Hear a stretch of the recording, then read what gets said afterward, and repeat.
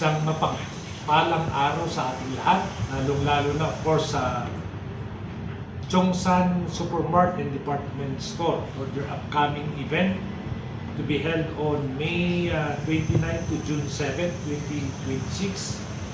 Of course, the event is Chongsan Mid-Year Bonanza 2026 in coordination with DTI Descuento Caravan 2026.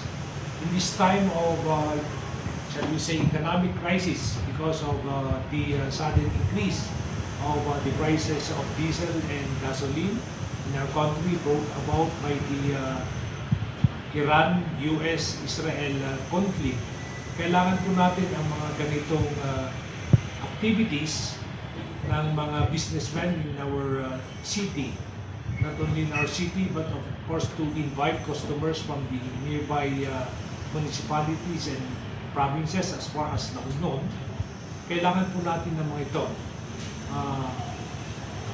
Because of the rising prices, yung discount na 5 to 10% ay napakaliking tulong na po sa ating mga residente.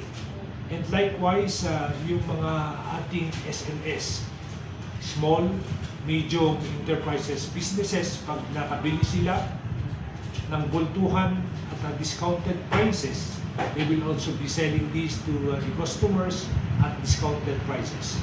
So, para merong domino effect yan, giving discounted prices on commodities. So, thank you, Chongsan, and we hope you will continue this service that you are doing for our residents of the city of Baguio and nearby municipalities.